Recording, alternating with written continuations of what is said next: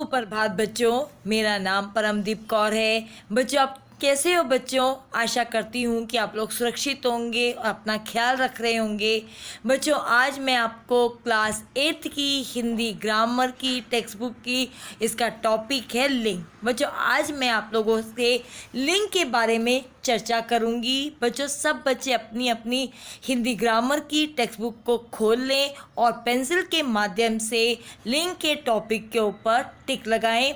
जैसे जैसे बच्चों मैं पढ़ाती जाऊंगी, आप लोगों ने पेंसिल के माध्यम से उसको टिक लगाते जाना है ताकि आपको ये टॉपिक बहुत अच्छी तरीके से समझ में आ जाए।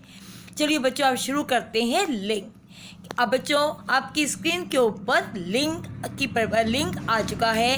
अब मैं आप लोगों को लिंग के बारे में बताऊंगी कि लिंग किसे कहते हैं।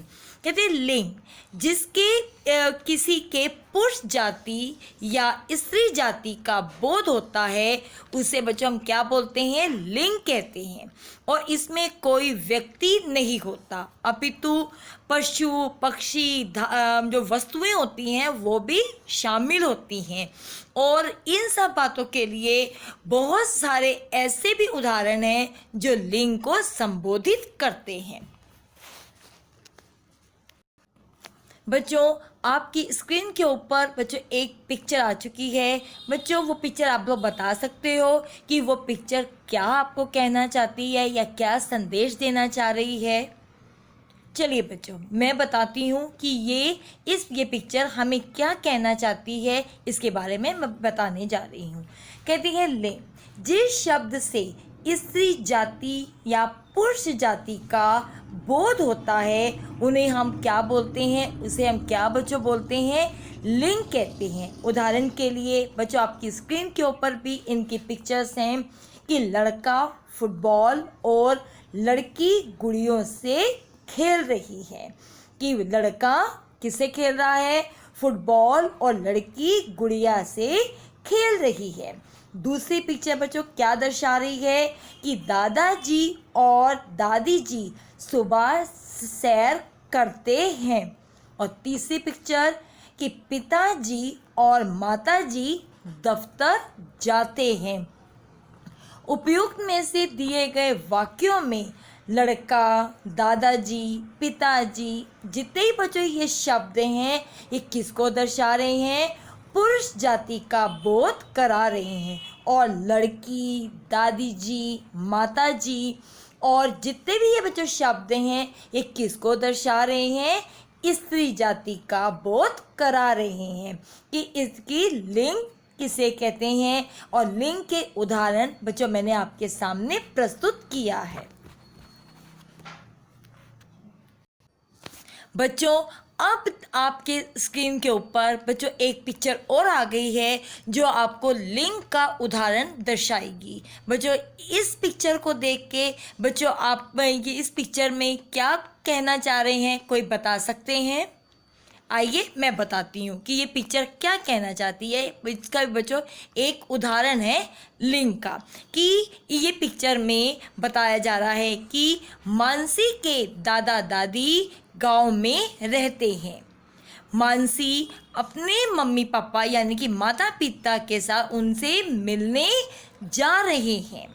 मानसी का भाई अतुल है। ये दोनों भाई बहन भी उनके साथ जा रहे हैं। बच्चों, ये भी उदाहरण किसको संबोधित कर रहा है? ये भी उदाहरण लिंग को संबोधित कर रहा है। अब बच्चों, इसके भी कुछ उदाहरण हैं जो बच्चों आपकी स्क्रीन के ऊपर भी आ चुके हैं कि इन वाक्यों में दादा, पिता तथा भाई शब्द पुरुष जाति का बोध करा रहे हैं। और इसी प्रकार दादी, माता तथा बहन जो हैं ये शब्द किसको दर्शा रहे हैं? स्त्री जाति का बोध करा रहे हैं, यानी कि स्त्रीलिंग जाति का बोध करा रहे हैं। और जितने भी बच्चे शब्द हैं, एक तरफ आ रहा है पुरुष लिंग और दूसरा है स्त्रीलिंग का बोध करा रहे हैं। अब बच्चों आपकी स्क्रीन के ऊपर इसकी परिभाषा भी आ चुकी है। बच्चों बहुत ध्यान से देखिएगा और इसको देखिएगा भी और सुनिएगा भी कि लिंग की परिभाषा क्या दर्शा रही है। कि लिंग की परिभाषा कि शब्द के जिस रूप से उसके स्त्री जाति या पुरुष जाति का बोध होता है उसे बच्चों हम क्या बोलते हैं, उसे हम लिंग कहा जाता है। अब बच्चों आपकी स्क्रीन के ऊपर लिंग के भेद आ चुके हैं। कि लिंग के भेद, कि लिंग के कितने भेद होते हैं बच्चों, लिंग के 2 भेद होते हैं। पहला आता है पुल्लिंग और दूसरा आता है स्त्रीलिंग। कि पुल्लिंग की परिभाषा बच्चों इस प्रकार है, जो बच्चों आपकी स्क्रीन के ऊपर भी आ चुकी है। कि पुल्लिंग की परिभाषा कि जो शब्द पुरुष जाति का बोध कराते हैं उन्हें हम बच्चों क्या बोलते हैं, पुल्लिंग कहते हैं। जैसे बहुत से उदाहरण हैं बच्चों, जैसे अपना गायक गा रहा है, गायक गा रहा है। दूसरा शेर दहाड़ रहा है। तीसरा अध्यापक पढ़ा रहे हैं। और चौथा राजा सिंहासन पर बैठे हुए हैं। पहला क्या था, गायक गा रहा है। दूसरा शेर दहाड़ रहा है। तीसरा अध्यापक पढ़ा रहे हैं। और चौथा और अंतिम राजा सिंहासन पर बैठे हैं। ये जितने भी बच्चों उदाहरण हैं ये किसको दर्शा रहे हैं, कि पुल्लिंग को दर्शा रहे हैं। अब बच्चों ऊपर दिए गए जितने भी बच्चों वाक्य हैं, जैसे गायक हो गया, शेर हो गया, अध्यापक हो गया, राजा हो गया, शब्द ये बच्चों किसको दर्शा रहे हैं, पुरुष जाति का बोध करा रहे हैं। अतः ये क्या हो जाएगा, पुल्लिंग शब्द कहलाएंगे, यानी कि संबोधित करेंगे। अब बच्चों आपकी स्क्रीन के ऊपर स्त्रीलिंग की परिभाषा भी आपकी स्क्रीन के ऊपर आ चुकी है। बच्चों कि स्त्रीलिंग किसे कहते हैं, स्त्रीलिंग का मतलब है कि जो शब्द स्त्री जाति का बोध कराते हैं उन्हें हम बच्चों क्या बोलते हैं, स्त्रीलिंग कहते हैं। जैसे गायिका गाना गा रही है, शेरनी दहाड़ रही है, अध्यापिका पढ़ा रही है, रानी श्रृंगार कर रही है। उपयुक्त दिए गए वाक्यों में गायिका, शेरनी, अध्यापिका और रानी शब्द जितने भी बच्चों हैं वो किसको दर्शा रहे हैं, स्त्री जाति का बोध करा रहे हैं। अतः ये क्या किसको संबोधित कर रहे हैं, स्त्रीलिंग को संबोधित कर रहे हैं। अब बच्चों आपकी स्क्रीन के ऊपर लिंग के भेद के कुछ उदाहरण और आए हुए हैं। बच्चों बहुत ध्यान से देखिएगा और सुनिएगा भी कि पुल्लिंग और स्त्रीलिंग शब्दों को समझने के लिए नीचे कुछ वाक्य दिए गए हैं, उनको ध्यान से पढ़ना है। कि जो बच्चों पिक्चर भी है उसके सामने आपकी स्क्रीन के ऊपर आ चुकी है।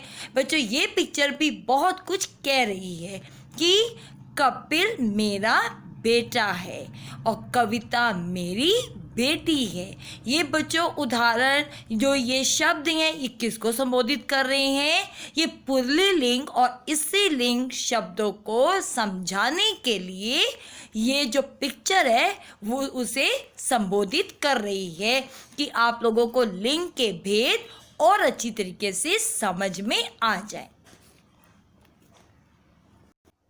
बच्चों आपकी स्क्रीन के ऊपर एक भेद का उदाहरण और आ चुका है और उसके बाद उसकी पिक्चर भी। बच्चों ये पिक्चर क्या दर्शा रही है, क्या कहना चाहती है, आइए बताती हूँ। कि लिंग का एक और भेद कि पुल्लिंग और स्त्रीलिंग शब्दों को समझाने के लिए नीचे कुछ वाक्य दिए गए हैं, उनको पढ़ो। कि ये पिक्चर हमें ये दर्शाना चाह रही है कि ये जो उधमपुर का राजा है और साथ में उनकी क्या है, रानी है। बच्चों ये किसको संबोधित कर रहा है, ये पुल्लिंग और स्त्रीलिंग शब्दों को समझाने के लिए लिंग के भेदों से संबंधित हमें ये दर्शा रहे हैं, यानी कि संबोधित कर रहे हैं किसको, पुल्लिंग और स्त्रीलिंग शब्दों को, कि ताकि बच्चों को बहुत अच्छी तरीके से इससे जो भी संबंधित जो भी है शब्द है उससे आप लोगों को जल्दी से आप लोगों को लिंग का बारे में समझ में आ जाए। बच्चों एक लिंग का भेद की पिक्चर आपके सामने एक और आ गई है। बच्चों ये भी क्या दर्शाना चाह रही है, लिंग के भेद की एक और पिक्चर, यानी कि पुल्लिंग और स्त्रीलिंग शब्दों को पहचान समझने के लिए नीचे दिए गए वाक्यों को पढ़ो। यानी कि पुल्लिंग और स्त्रीलिंग शब्दों को समझने के लिए नीचे कुछ वाक्य दिए गए हैं पिक्चर के साथ, कि उसका है कि मोर नाच रहा है। पिक्चर में भी बच्चों दिखाई दे रहा है कि मोर नाच रहा है और मोरनी क्या कर रही है, दाने को चुग रही है, यानी कि दाने को खा रही है। तो उसका क्या मतलब हो जाएगा कि मोर नाच रहा है और मोरनी दाने को चुग रही है। तो बच्चों ये किसको दर्शा रही हैं, पुल्लिंग और स्त्रीलिंग शब्दों को समझाने के लिए ये पिक्चर दर्शा रही है, ताकि बच्चे को और अच्छी तरीके से समझ में आ जाए। अब बच्चों मैं आप लोगों को पुल्लिंग शब्दों की पहचान कराऊंगी कि हम कैसे पुल्लिंग शब्दों की पहचान कर सकते हैं। पहला आता है पर्वतों के नाम, कि पर्वतों में कौन कौन से नाम आते हैं, जैसे हिमालय, सतपुड़ा आदि, ये आते हैं पर्वतों के नाम में। फिर आता है ग्रहों के नाम, जैसे रवि, बुध, मंगल, शुक्र आदि, पृथ्वी को छोड़कर ये जितने भी नाम हैं, रवि, बुध, मंगल, शुक्र आदि, ये बच्चों किसके अंतर्गत आ जाते हैं, ग्रहों के नाम के अंदर आ जाते हैं। फिर आता है भारतीय महीनों तथा दिनों के नाम, जैसे चैत, माघ, सावन, सोमवार, बुधवार, मंगलवार आदि, ये बच्चों किसके अंतर्गत आ जाते हैं, ये भारतीय महीनों और दिनों के नाम को दर्शाता है। फिर आता है देशों के नाम, जैसे भारत, पाकिस्तान, चीन, जापान, इंग्लैंड, कोरिया आदि, ये किसके अंतर्गत आ जाते हैं, देशों के नामों के अंतर्गत आ जाते हैं। फिर आता है सागरों के नाम, जैसे हिंद महासागर, अरब सागर, प्रशांत महासागर आदि, ये जितने भी बच्चों सागर हैं ये किसके अंतर्गत आ जाते हैं, जितने भी बच्चों नाम हैं किसके अंतर्गत, सागरों के नाम। फिर आता है पेड़ों के नाम, जैसे बरगद का पेड़, आम का पेड़, पीपल का पेड़ और ये नीम का पेड़, नारियल का पेड़ इत्यादि। बच्चों जितने भी मैंने अभी नाम बोले हैं ये किसके अंतर्गत आ जाते हैं, ये विभिन्न प्रकार के पेड़ों के नाम को संबोधित करते हैं। फिर आ जाता है धातुओं के नाम पर, जैसे सोना, तांबा, पीतल, लोहा, चांदी इत्यादि, ये सब बच्चों किसके अंतर्गत आ जाते हैं, धातुओं के को संबोधित करता है। फिर आ जाता है रत्नों के नाम पर, जैसे हीरा, मोती, पन्ना, पुखराज, मोगरा, रूबी को छोड़ करके, ये जितने भी बच्चों नाम हैं ये किसको बच्चों संबोधित करते हैं, रत्नों के नाम को संबोधित करते हैं। फिर आ जाते हैं शरीर के कुछ अंगों के नाम, जैसे आँख, कान, गला, हाथ, पैर इत्यादि, ये बच्चों किसको संबोधित करते हैं, हमारे शरीर के कुछ अंगों के नाम को संबोधित करते हैं। फिर आ जाता है भाववाचक संज्ञा, कि जैसे बुढ़ापा, मोटापा, परोपकार, बचपन, बहाव, उतार इत्यादि, ये बच्चों किसके अंतर्गत आ जाते हैं, ये भाववाचक संज्ञा के अंतर्गत आ जाते हैं। फिर आ जाता है व्यस्त सूचक शब्द पुल्लिंग होते हैं, जैसे अब न्यायाधीश, वकील, डॉक्टर, दुकानदार, चपरासी, मैनेजर और उद्योगपति इत्यादि। ये बच्चों किसके अंतर्गत आ जाते हैं? जो व्यवसाय सूचक जो शब्द होते हैं, पुल्लिंग होते हैं, उसको संबोधित करते हैं।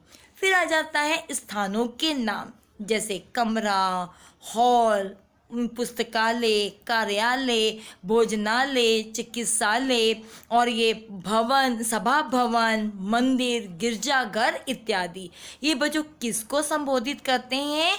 विभिन्न प्रकार के स्थानों को संबोधित करते हैं। ये स्थानों के नाम को संबोधित करते हैं।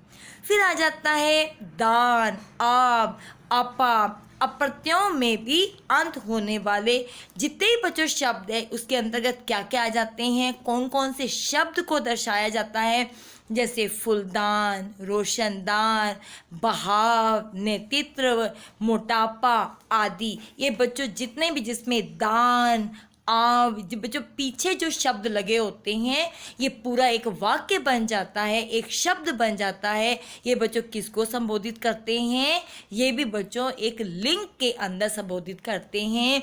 उसे हम क्या बच्चों बोलते हैं? पुल्लिंग शब्दों की पहचान करना।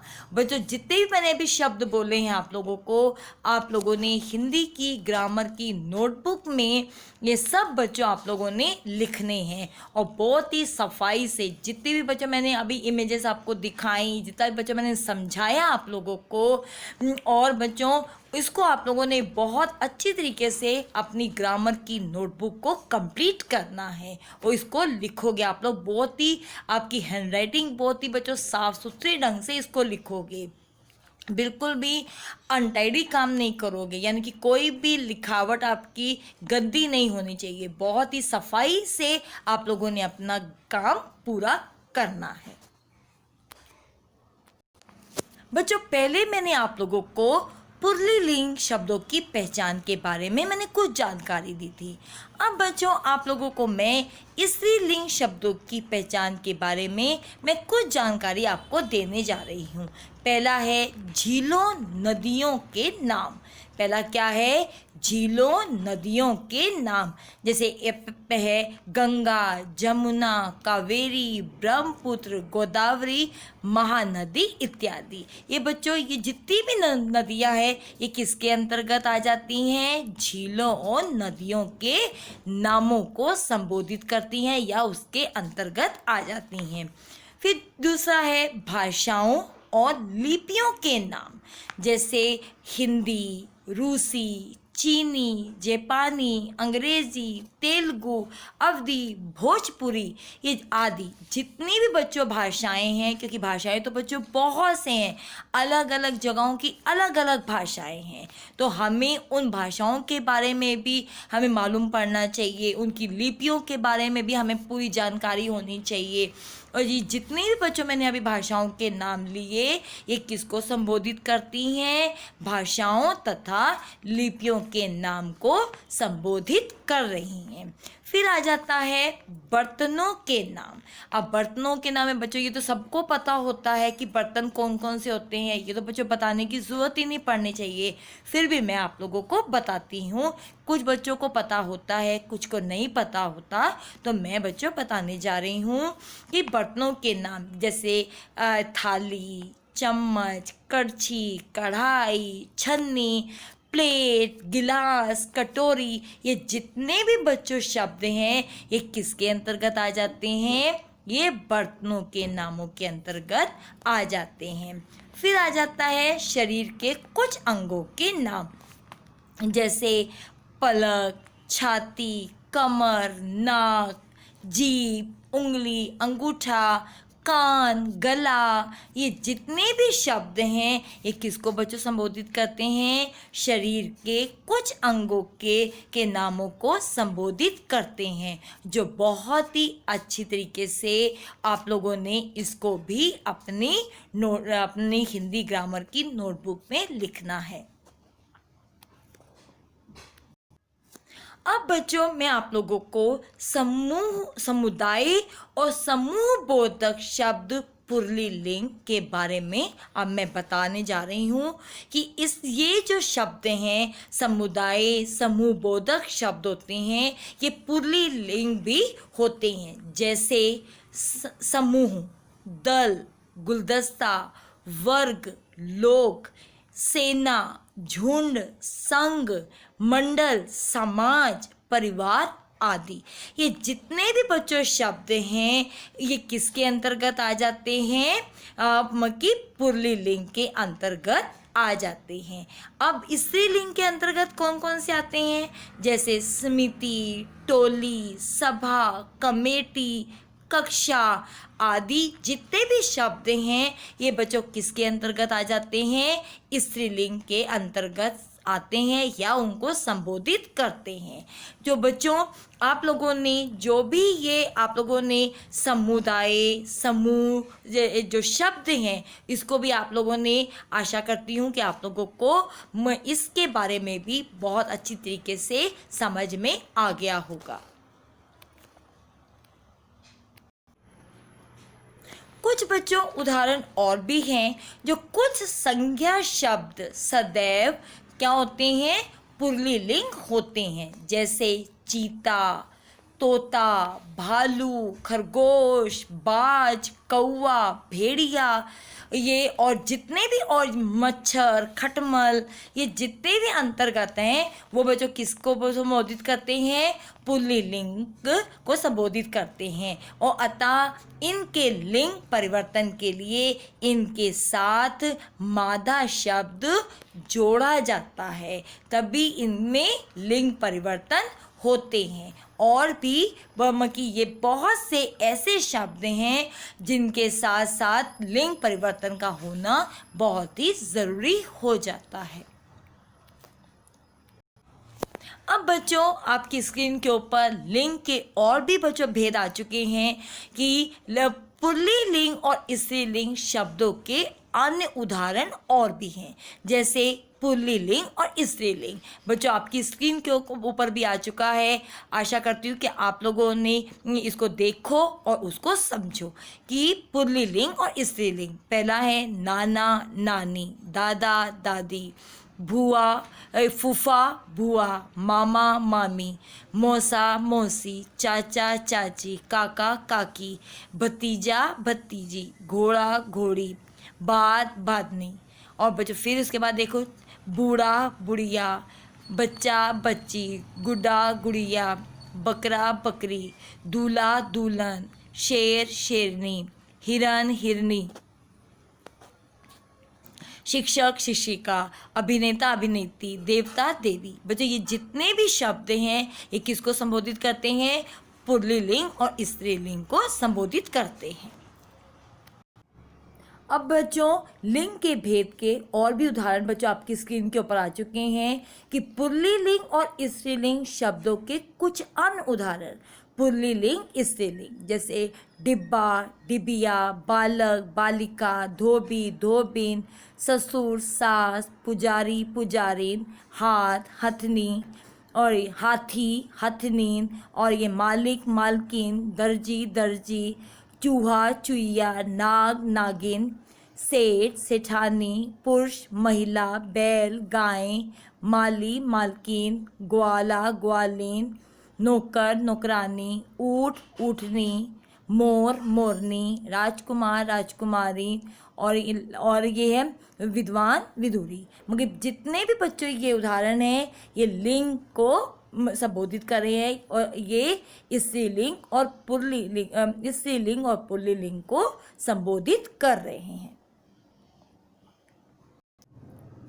बच्चों अब इस पाठ से संबंधित बच्चों मैं आपको कुछ अब गृह कार्य यानी कि होमवर्क मैं दे रही हूँ। बच्चों पहला प्रश्न आपकी स्क्रीन के ऊपर आ चुका है।